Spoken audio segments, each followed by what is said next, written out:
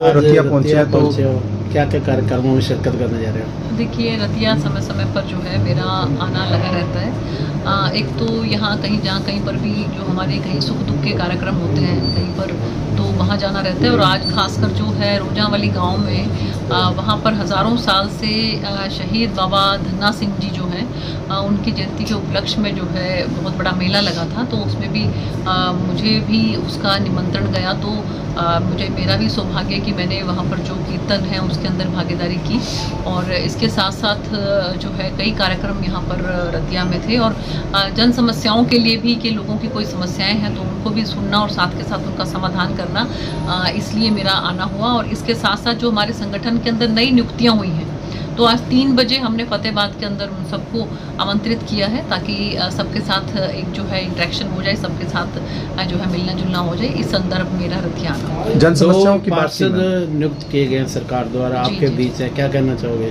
देखिए, ऐसा है कि जो है मैं इस बात के लिए धन्यवाद करती हूँ माननीय मुख्यमंत्री जी को भी, हमारे प्रदेश अध्यक्ष जी को भी, कि रतिया से जो दो हमारे दोनों सुखविंदर भाई जो हैं इनको जो है नॉमिनेट किया गया है पार्षद। और मैं पूरी उम्मीद करती हूँ कि बहुत ईमानदारी के साथ, मेहनत के साथ जो है इस इलाके की जन समस्याएं जो हैं उनका समाधान करेंगे और जो है नगर पालिका में अच्छे तरीके से काम जन समस्याओं की बात की मैम आपने, तो जन समस्या की अगर बात करें तो रतिया के जो पार्षद और चेयरमैन गुट है दो फाड़ होकर रह गए हैं और रतिया की जनता समस्याओं से उभर रही है, तो उसको लेकर क्या कहना है? नहीं, देखिए, मुझे भी मेरी हैं। नज़र में आई है बात ये, मुझे जो है अभी मेरे संज्ञान में आई है बात ये कि कहीं कोई ऐसे मामले हैं कि जहां पर वो जो है धरातल पर वो है नहीं काम, लेकिन उसमें उसका पता लगा है कि उसके बिल पास हो गए हैं, सब कुछ हो गया। तो देखिए, माननीय मुख्यमंत्री जी इन सब बातों को लेकर बहुत संजीदा हैं और इसकी इंक्वायरी जो है बाकायदा करवाई जाएगी और देखा जाएगा जहाँ कहीं पर भी जो भी कोई इसके अंदर जो है दोषी पाया गया और कड़ी से कड़ी कार्रवाई उसके खिलाफ। 2 गलियों के 60 लाख रुपए और एक पार्क के नाम पे हुए हैं, जबकि पार्षदों जो मौजूदा पार्षद हैं उन्होंने मौका दिखाया भी ये देखो कच्ची गलियां पड़ी हैं, इसके नाम पे 60 लाख रुपए का फ्रॉड हुआ है। नहीं, मैंने आपको जैसा बताया कि पूरी उसकी इंक्वायरी की जाएगी बाकायदा और संज्ञान में हमारी बात आई है ये। और इसमें जो भी दोषी पाया गया, चाहे वो अधिकारी हैं चाहे वो कोई भी क्यों ना है, तो उनके खिलाफ सख्त से सख्त कार्रवाई की जाएगी। माननीय मुख्यमंत्री जी के संज्ञान में भी हम ये बात लेकर आएंगे और आप बिल्कुल निश्चिंत रहें, भ्रष्टाचार जो है वो किसी भी कीमत पर हमें बर्दाश्त नहीं है। माननीय मुख्यमंत्री जी ने, आपने देखा होगा कितने ही अधिकारियों को जो है उनके खिलाफ सख्त कार्रवाई की है। और आप विश्वास रखें कि माननीय मुख्यमंत्री जी के संज्ञान में ये बात लेकर आऊंगी और इंक्वायरी होगी और जो भी दोषी पाएंगे उन पर कड़ी सजा, पार्षद धरने पर बैठे हैं, उनका कहना है कि एनडीसी के नाम पे भी करोड़ों का फ्रॉड हुआ है, वो धरने पर बैठे, इसकी जांच करवाने की मांग करें। बिल्कुल जांच करवाएंगे, बिल्कुल जांच करवाएंगे, आप निश्चिंत रहें। मैंने आपको पहले भी बताया है कि 0 टॉलरेंस फॉर भ्रष्टाचार, करप्शन के लिए हमारी सरकार का 0 टॉलरेंस है और जरूर कार्रवाई होगी। और जो है जो भी इंक्वायरी करने के बाद दोषी पाए जाएंगे, कड़ी से कड़ी जो है सख्त कार्रवाई उनके खिलाफ होगी। जो पार्षद धरने पे बैठे उन्हें कोई आश्वासन दिया जाएगा आपकी तरफ से? बिल्कुल, देखिए, ऐसा है कि पार्षद जो है वो उनकी जिम्मेवारी बनती है कि वो अपने वार्ड का, अपने इलाके का जो है वो विकास करवाएं, वहाँ पर तरक्की करवाएं।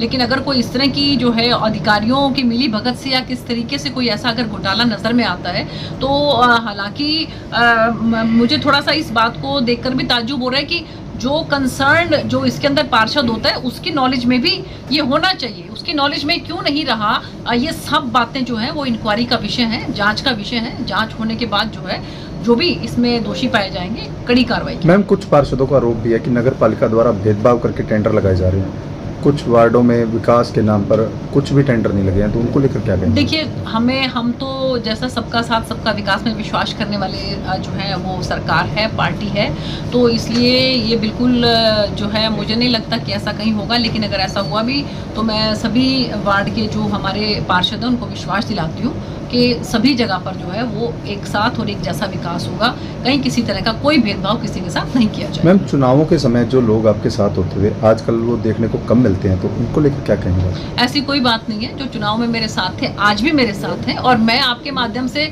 जो है उनको जो कहीं कोई व्यस्तता हो सकती है, लेकिन फिर भी आग्रह करूंगी कि जहाँ पर भी जो भी कोई किसी की समस्या है और वो ज़रूर आएँ और जब जो है यहाँ पर हमारा चक्कर लगता है तो आएँ और अपनी समस्याओं का समाधान करवाएं। और बहुत सी समस्याओं का समाधान हम हाथ के हाथ हर बार बहुत सी समस्याओं का समाधान जो है वो तुरंत प्रभाव से करते हैं। शहरवासी समस्याओं से जूझ रहे हैं, उन्होंने आपको 65,000 के करीब वोट भी दिए थे, उनके लिए क्या संदेश है आपका? उनके लिए मेरा यही संदेश है कि वो बिल्कुल इस बात को सुनिश्चित करके चलें कि मैं समय समय पर इसीलिए आती रहती हूँ बल्कि जो यहाँ के विधायक हैं वो नजर नहीं आते। आप कभी उनके बारे में भी पूछ लिया करो कि जो कम से कम भी 20-21 हज़ार से भी ज्यादा वोट मेरे से जिनको देके यहाँ पर विधायक बना, तो वो कहाँ नजर आता है? कब उसने समस्याएं इस इलाके की जो विधानसभा में उठाई है? कब उसने जो है इस तरह का कोई सबकी समस्याओं को लेकर कोई ना कोई इस तरह का कोई उसने कोई बैठक की हो, कहीं सबकी कोई मीटिंग बुलाई हो? जरा मुझे बताएं। और मुझे लगता है कि आप लोगों की भी जिम्मेवारी है कि आप जाएं, पता करें कि वो कहाँ गायब है, गुमशुदा की तलाश के। मुझे लगता है कि इख्तियार लगाने चाहिए। जी मैम, सुनने में ये भी आता है कि विधायक के पास लोग जाते हैं तो विधायक कह देते हैं कि हमारी तो सरकार ही नहीं है, हम क्या करें। मैंने आपको पहले भी कहा कि हमारी सरकार तो वो सरकार है जो कांग्रेस पार्टी के ही खुद के विधायक सिरसा के बार बार ये कहते हैं कि ऐसा मुख्यमंत्री हमने नहीं दिखा कि जो बिना भेदभाव के काम करता है। जो उन्हीं की शैली चौधरी हैं, शैली जो है वो लाडवा साइड की जो है एक तो चेयरमैन, उन्होंने भी ये बात कही है, विधायक हैं आई थिंक मुझे लगता है कि, और उन्होंने भी ये बात कही है कि बिना भेदभाव करने वाली सरकार हमने ये देखी है पहली बार। और जब उनकी ही पार्टी के लोग ये बात कह रहे हैं तो वो लोगों को बरगलाए ना, लोगों को बहकाए ना, लोगों के वोटों को डकार के जो है कुंभकर्ण की नींद ना सो जाए। उनको निकलना चाहिए बाहर, देखना चाहिए कि कहाँ पर क्या समस्या है।